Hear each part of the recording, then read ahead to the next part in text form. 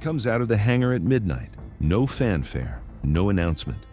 The ground crew steps back and the aircraft moves into the darkness. Whiteman Air Force Base, Missouri, 11,000 kilometers from Tehran.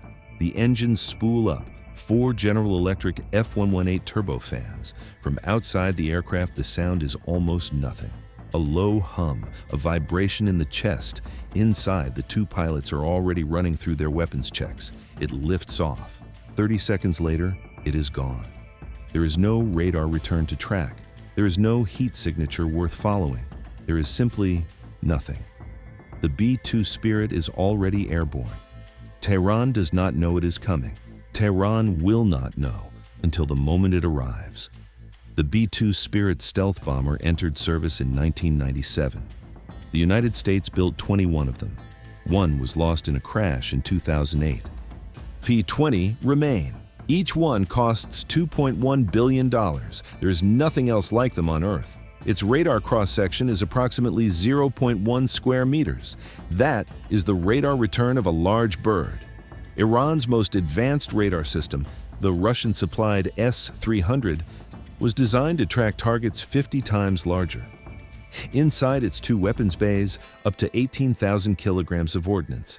It can carry 8,500-pound bombs, or 16 2,000-pound bunker busters, or 2 massive ordnance penetrators, 1 aircraft, 1 mission, targets that took entire squadrons to destroy in previous wars. The Massive Ordnance Penetrator, 30,000 pounds, 6 meters long. It penetrates 60 meters of reinforced concrete before detonating. It was built for one purpose: to destroy the underground facilities Iran has spent 20 years constructing. Fordow is buried 80 meters down. The MOP reaches it. The B-2 has a range of 11,000 kilometers without refueling. With a single aerial refueling, it can reach any target on Earth from Whiteman Air Force Base, Missouri to Tehran. 1 refueling stop. Mission duration, approximately 16 hours. The B-52 is a threat Iran can see coming. Radar tracks it from 400 kilometers. Air defense systems have time to reposition. Command posts have time to disperse. The B-2 gives Iran none of that. The B-52 cannot deliver the Massive Ordnance Penetrator. Its bomb bay is not large enough. Only the B-2 can carry the MOP. Only the MOP reaches Fordow. The decision to deploy B-2s is not about stealth. It is about the weapon only the B-2 can deliver. The B-2 requires a climate-controlled hangar. Its stealth coating degrades in humidity and heat.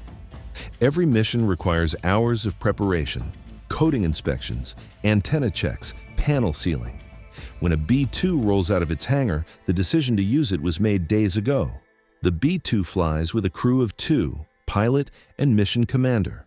They have been in mission briefing for 6 hours before wheels up. Every target, every approach corridor, every Iranian radar frequency they need to avoid, memorized. At Whiteman, a second B-2 is now rolling out of its hangar, then a third. When the United States deploys B-2s, it does not deploy 1. Target 1, Fordow, Iran's most fortified nuclear enrichment facility, buried 80 meters beneath a mountain near Qom. 2,000 centrifuges, years of enriched uranium. The facility Iran believed was unreachable. 2 massive ordnance penetrators are assigned to Fordow. The first penetrates the mountain and detonates, creating a channel through the rock. The second follows the same path 4 seconds later. It reaches the enrichment hall.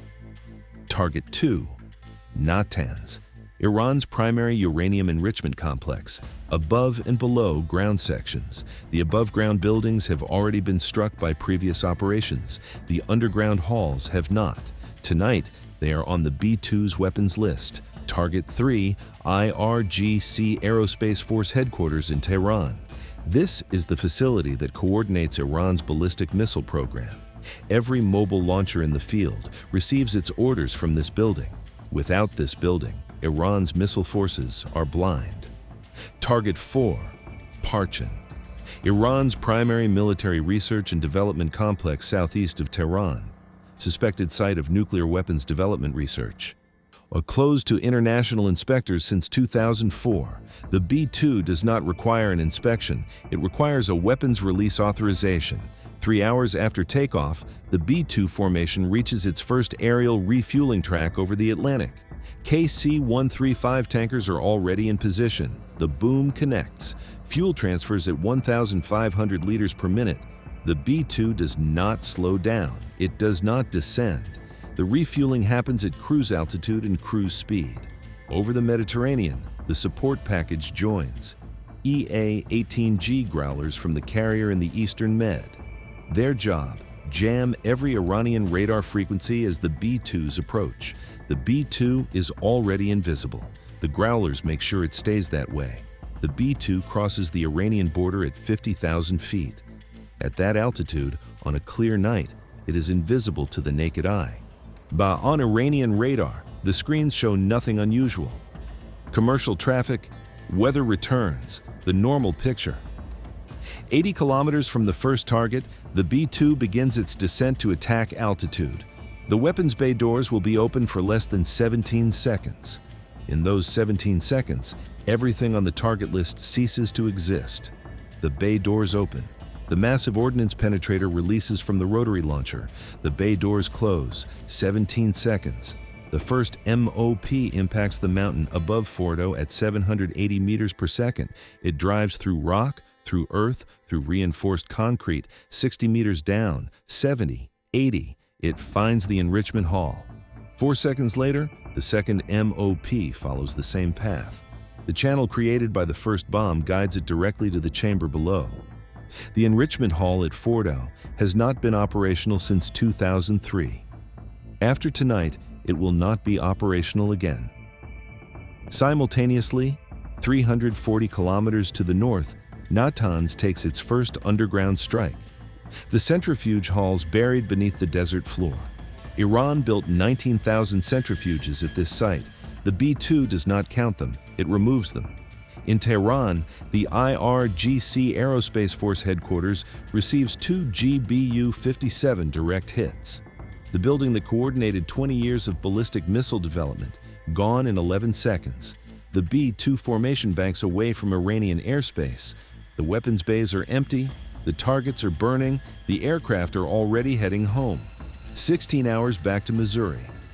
The first satellite pass after the strike confirms Fordow is no longer functional. Tunnel entrances collapsed. Surface structures destroyed. The underground chambers sealed permanently.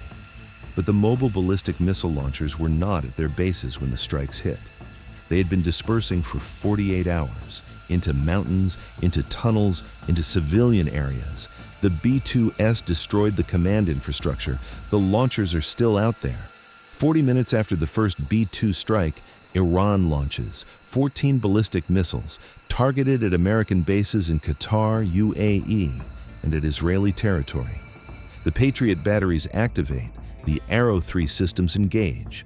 11 of the 14 missiles are intercepted. 3 get through. 2 hit empty desert. 1 hits a fuel storage facility at Al Udeid. No American personnel are killed. The base continues operating. The B-2S that just struck Tehran are still 2 hours from landing. At Whiteman, 3 more aircraft are being prepared for the second wave. The strike is not finished. It has just begun. B-2S returning to Whiteman, second wave being armed, carriers launching strikes, destroyers firing tomahawks, the most concentrated American air campaign since the opening night of Operation Iraqi Freedom.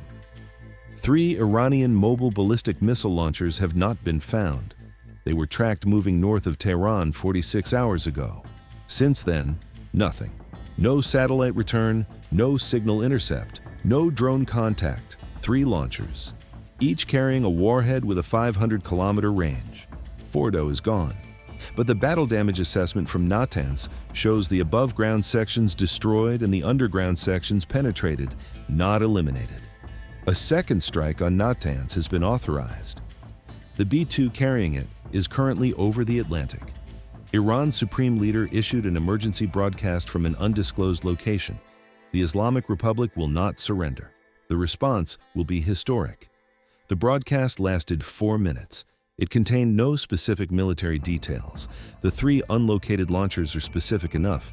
The second wave B-2S are over the Mediterranean now. Fordow is rubble, Natanz is burning, the IRGC headquarters is gone, but 3 launchers are still out there, and the aircraft that can reach them are already on their way.